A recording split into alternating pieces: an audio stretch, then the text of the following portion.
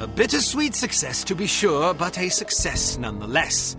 Recovering from Agent Goodman's death will be no easy task, but you can be sure Harm won't sit idly by while you grieve. The information you recovered from the headquarters of Dumas Industrial Enterprises may prove to be the break you've needed.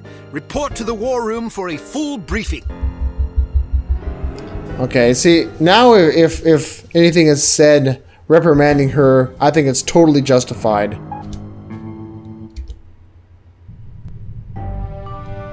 Go. We'll see. Tom. Get out of here now. Should have just shot him. Not Goodman, but I mean Volkov. So you can clearly make the shot. I mean, I assume that she's getting like bullseyes or something. Archer, please report to the war room. Thank you. So she has plenty of expertise in her shooting, and yet she screwed it up entirely. Agent Goodman's death is a terrible blow. No question about it.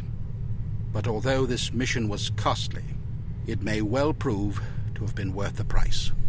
I wish I could believe that. You mustn't lose sight of our objectives. The sacrifice of any or all of us is a small price to pay to preserve the lives we will save if we are successful. Tom knew the risks. So did Bruno. So do you. Knowing the risks doesn't really prepare you for losing a partner. It certainly doesn't prepare you for losing two. Nothing can prepare you. The loss of an operative is never expected and is always tragic. But as horrible as it sounds, it's also inevitable. It's a dangerous job. Perhaps Mr. Smith is right. Perhaps I'm not up to the task. Yes. You've performed remarkably well under extraordinarily difficult circumstances. I confess I was somewhat skeptical at first, but that was before I grasped the magnitude of the situation. In my entire tenure as a field operative, I never once faced a crisis this formidable, and certainly can't say I would have done so with the aplomb and competence you've demonstrated thus far. I didn't Aplomb? realize you were a field operative. Never heard that word Indeed, before. For 14 years. After the war, I found I was having a hard time adjusting to civilian life. Fortunately, an old acquaintance of mine was recruiting for Unity and happened to ring me one afternoon. I've never looked back. Sort of difficult to imagine, isn't it? Wasn't mentioned before Not at all. that he was a field operative? Anyhow, let's have no more self-pity. What do you say? Yes, sir. So before you served on the committee, you and Bruno were colleagues. And friends. Did you ever work together on an assignment? Frequently. We lost track of how many times we'd saved each other's lives. And you still believe he was capable of treason? In my heart, no. Intellectually, I don't quite know what to believe. No question about it. He was always a steadfast, resourceful fellow.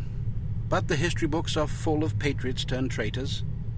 There's no telling what a man is capable of, given the appropriate temptations. I know what I believe.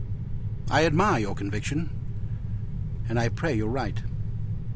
Ah, Mr. Smith, I hope you have some good news. Good news would be that we hadn't lost another valuable agent on this mission. What news do we have? Well, our analysis of Agent Archer's photographs is complete. And? We have a possible lead on Dr. Schenker's whereabouts.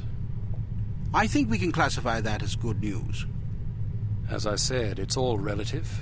This harm situation isn't the only crisis in the world, and we're fast running out of competent field agents. I thought Dr. Schenker Then suppose died. you get to the point and tell us what we know about Dr. Schenker so we can go fetch him. I thought he fell with a Somewhat plane. speculative at this point, but it's possible that Harm is keeping him at a secret underground research facility in North America. We don't know the exact location of this facility, but thanks to the files Archer photographed, we know it exists, apparently in the vicinity of a lumberyard in western Washington state. It seems the site is being supplied by an American Railways passenger train. Records and research has dug up evidence of various trains making unscheduled stops in the area over the past 3 weeks. At regular intervals? Indeed, probably to drop off supplies and personnel.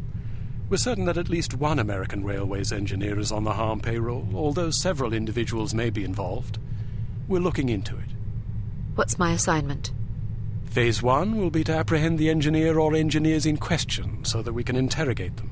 Once you're aboard the train, How exactly am I to get aboard? we'll smuggle you into the galley car. Lovely. Anyhow, once you're aboard, you will meet with a contact who will tell you precisely whom you'll need to detain. It is safe to presume that other harmed personnel will be aboard the train, so subtlety is advisable. Needless to say, seizing the conspirators will prevent the train from making its stop, so you'll have to be sure to detrain at the appropriate time. Well, after falling out of an airplane, I suppose jumping off a moving train can't be that bad. That won't be necessary. Once your objectives are complete, you must head for the caboose and detach it when you're near the lumberyard. We'll have an agent in place to switch the track and reroute you to an unused depot behind the lumberyard. This area is not likely to be heavily guarded, so you shouldn't have much difficulty getting through. If all goes according to plan, you will rendezvous with another undercover agent who will, we hope, have information that should help you locate the underground base. Sounds Then complicated. I grab Dr. Schenker and get the hell out. Precisely. We'll have a helicopter nearby awaiting your signal. Your flight departs in 1 hour, so if you need to stop by the toy shop, now's the time. Understood. Thank you for putting things in perspective for me, sir. I promise you I will do everything in my power to destroy harm.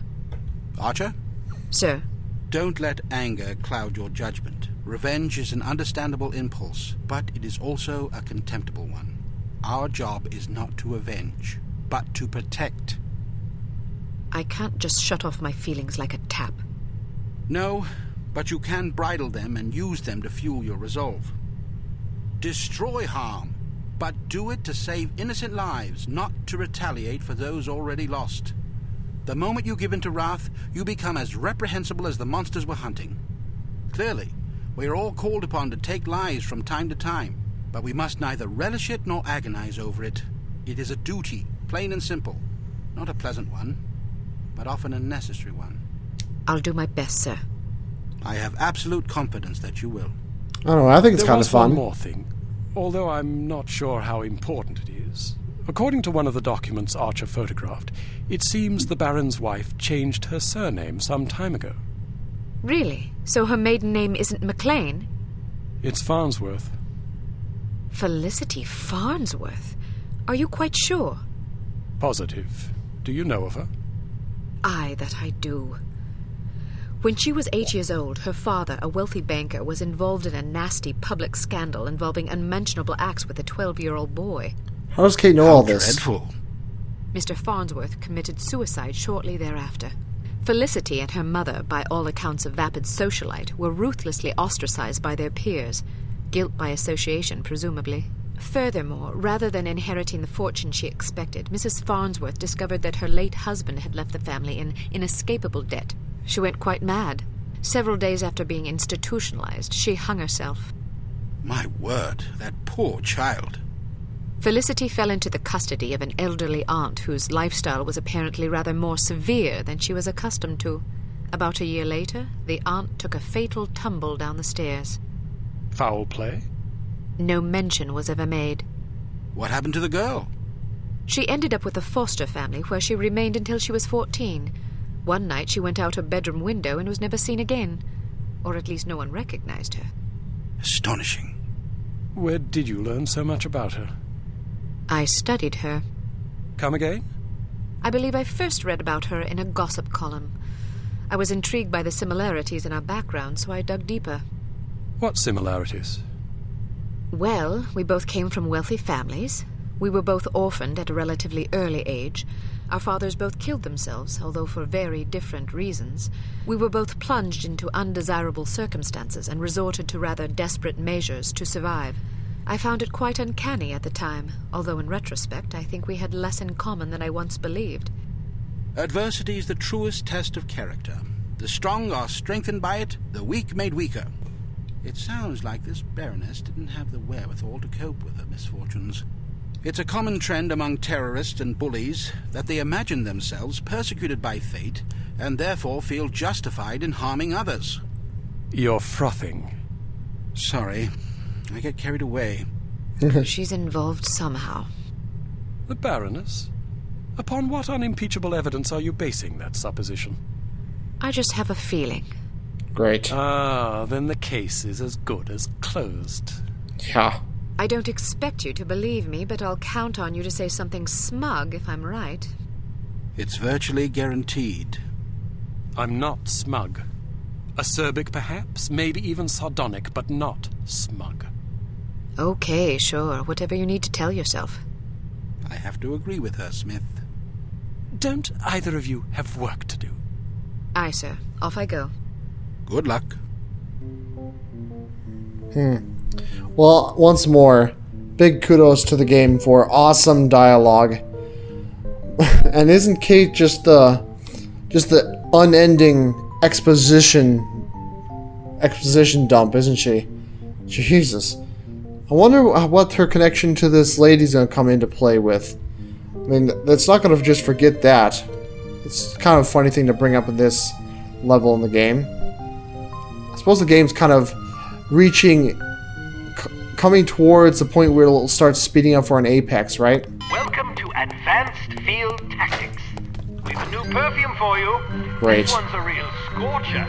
It's a concentrated acid gas with a jellied base to make it sticky. You definitely don't want to get it on you. I like how, notice the spray bottle's cap there, it has a little rust on it. Since it's acidic, I guess. That's kind of cool. That's a cool detail. Okay, it's just another puff like any other. Here's a spiffy new device that should make Spiffy! dealing with security cameras less of an ordeal. I hope so. When fastened to a camera, it generates a still image from the camera's viewpoint that should convince a casual watcher that he's seeing an empty room. Attach a camera disabler to this security camera. What's this then? Interesting. It's kind of cool. I assume those will be very limited, though. Naturally. Excellent. And those are pretty hard to conceal, right? They're not even making an attempt to conceal them. Huh. Ooh, a bike. Nice. Nice. I'll be right back. And I'm back. Riding a motorcycle is easier than you might suspect. To get on, simply walk up and activate it. Hit activate again to dismount. Hit the forward key to accelerate, backward to brake, and the left and right turn or sidestep keys to steer. You can also steer with the mouse if you prefer. You will decelerate automatically if you release the forward key. Traction will generally be better on harder surfaces. Although you cannot use weapons while riding a motorcycle, you're not completely vulnerable. Ramming an enemy at speed is an effective way to clear a path.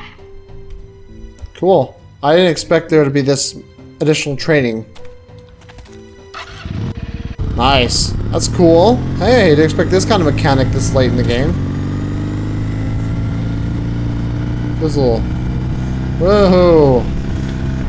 I turned a bit abruptly. A little too abruptly for my taste, but still not too bad. Whoa, okay. Yeah, really abruptly. I don't know.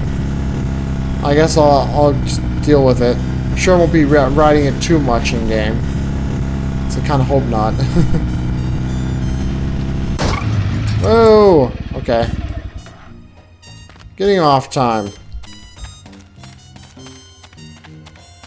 Am I done? Excellent. Yep. Ouch. Ouch. Ouch.